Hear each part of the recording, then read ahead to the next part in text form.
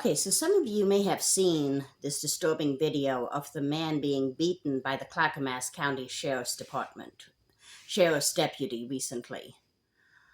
And I saw it a couple of days ago, but I like to come to you guys with receipts and evidence. So I waited until I had time to compile some for you. So a second video from the point of view, from the body cam, of the officer beating this man has now been released, and we're going to watch it together in a moment. But according to this man's mother, he was experiencing a mental health crisis, and he had tried for years to get help for his psychiatric conditions and consistently been failed by the system, a story we've heard so many times at this point in America.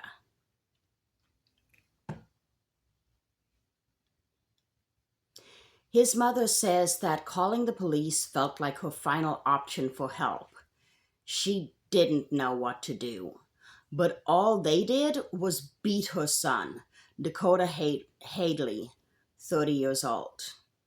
Tammy Seahorn called 911 on Sunday morning, and when deputies approached Hadley on the street, things quickly turned violent. His mother would later say, "We were at our last straw and we needed help. We reached out for help, and this is what happened." She also told reporters later that she had repeatedly emphasized to the officers before they encountered him that he had not been violent, was not dangerous, and did not have a weapon. So here is the second video, which the Clackamas County Sheriff's Department says that they released in the name of full transparency.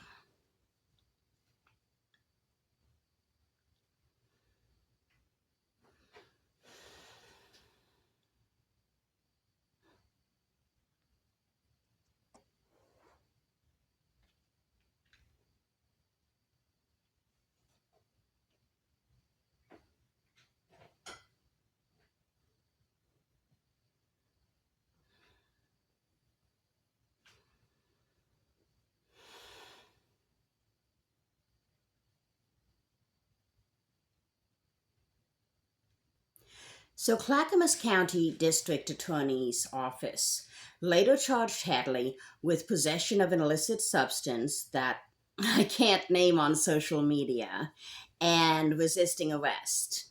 However, if you look up the articles, you can see what it is. I'm just saying. The sheriff's office also claims that they first contacted him in response to a report of a domestic disturbance, but Dakota Hadley's mother says that's not true. However, according to reporting, the sheriff's office did not respond when asked about the discrepancy by local reporters. So after the beating, an ambulance arrived on the scene, according to the onlooker who filmed the incident, and the paramedics evaluated Hadley, but he was taken away in a police car, not an ambulance. So according to reporting by Oregon Public Broadcasting, Clackamas County District Attorney John Wentworth declined to comment on the use of force in the videos.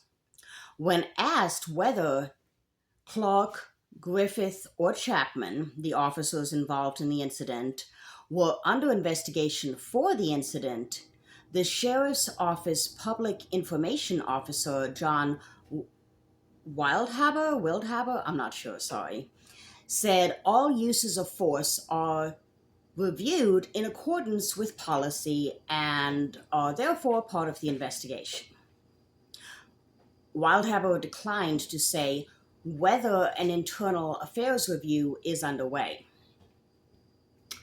Just my opinion, but that sounds like a no to me. Oregon Public Broadcasting also said that 2 of the 3 involved officers have previously had their use of force scrutinized. In 2019, Chapman placed his knee on the back of a 12-year-old's neck, leading the boy's mother to sue the county and leading to an eventual payout of $45,000, which frankly seems pretty low to me. Clark was previously suspended for using his taser on a passenger who ran from a traffic stop in violation of the sheriff's office use of force policy, state records show. Clark charged the passenger with crimes with no legal justification and left the driver of the vehicle unattended after tasing him. Also, both violations of CCSO policy, supposedly, if it were enforced, allegedly. Now, on hearing all of this, I decided to look up Clackamas County, Oregon, on a website called policescorecard.org, which is a watch site that keeps track of incidents, statistics, and numbers from various police departments across the country and assigns them a percentage score based on how they did.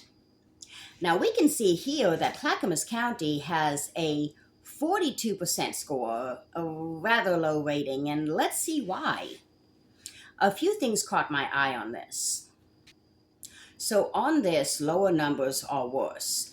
And as you can see, Clackamas County has a 29% on deadly force per arrest. Okay, let's look at race disparities in deadly force. 8%? What the actual fuck? Okay, well, I feel like, in my opinion, that alone explains a lot about the type of people we are dealing with here. But wait, it gets even worse. Excessive force complaints upheld? They score a 0? Are you fucking kidding me? Of course, discrimination and criminal misconduct complaints are both incomplete. Shocking. Oh, and this one is great. So a black person is 16.7% more likely to be unalived by the Clackamas County Sheriff's Department than a white person? Really? So in light of all of this incident seems to fit the pattern, in my opinion. Is it really shocking, given all of this, that this is how they treat someone in a mental health crisis?